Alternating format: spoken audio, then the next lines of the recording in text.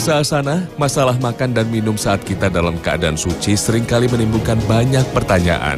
Sebagian orang mengatakan makan bisa membatalkan wudhu. Benarkah demikian? Makan dan minum pada dasarnya tidak membatalkan wudhu. Umumnya para ulama tidak memasukkan makan dan minum itu sebagai hal-hal yang membatalkan wudhu.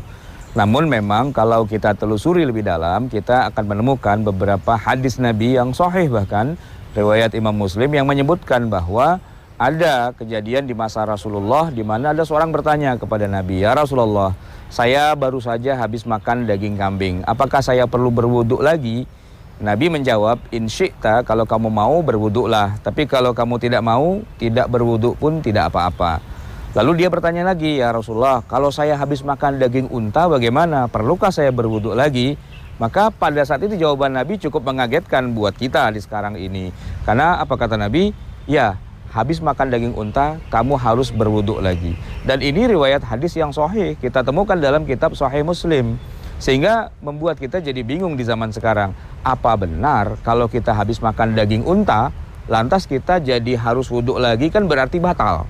Apakah memang makan daging unta ini membatalkan wudhu atau tidak? Kalau melihat teks hadis, zahirnya, real dari hadis itu memang Nabi menyuruh berwudhu lagi ketika habis makan daging unta. Dan oleh karena itulah maka ada sebagian ulama, wabil khusus mazhab Hambali, yang punya fatwa, punya pendapat bahwa memang makan daging unta itu dalam pandangan mazhab mereka itu membatalkan wudhu, sehingga kalau mau sholat harus berwudhu lagi. Tetapi tidak demikian dengan mayoritas ulama, jumhurul ulama, baik itu mazhab Hanafi atau mazhab Maliki atau mazhab Syafi'i. Kita di Indonesia rata-rata bermazhab Syafi'i.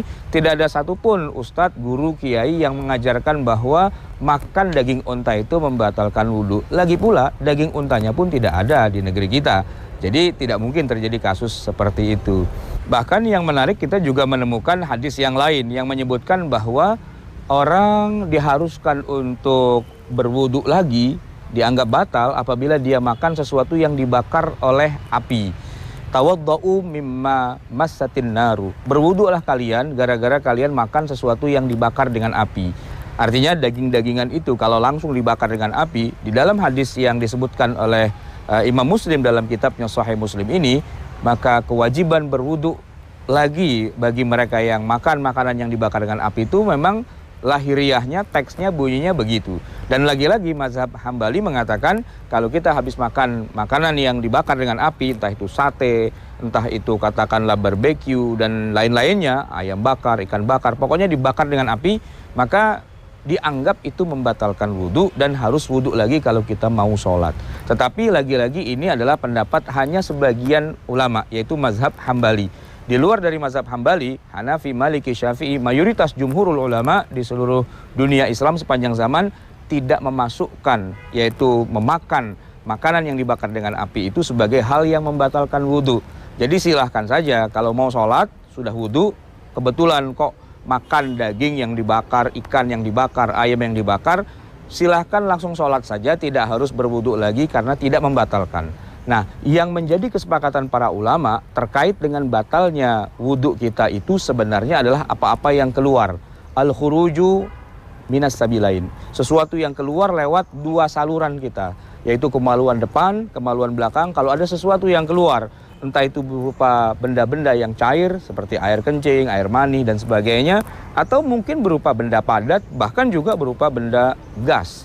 Keluar lewat dua saluran itu umumnya oleh para ulama dianggap membatalkan wudhu.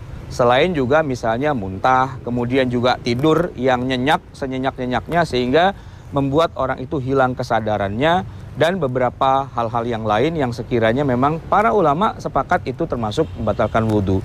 Ada wilayah yang disepakati dan ada wilayah yang tidak disepakati para ulama apakah dia membatalkan wudhu atau tidak. Salah satu hal yang sekiranya akan membuat sholat kita rusak atau batal adalah makan ketika sholat.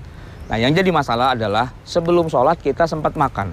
Dan ketika kita sholat, sisa-sisa makanan itu mungkin masih ada di mulut kita. Maka para ulama menyunahkan apabila kita mau sholat, setidak-tidaknya kalau kita tidak mau berwudhu lagi dari mula, silahkanlah berkumur agar jangan sampai masih ada sisa-sisa makanan yang mengganggu di dalam mulut kita, agar sholat kita bisa konsen, agar sholat kita bisa khusyuk dan tidak terganggu dengan sisa-sisa makanan itu.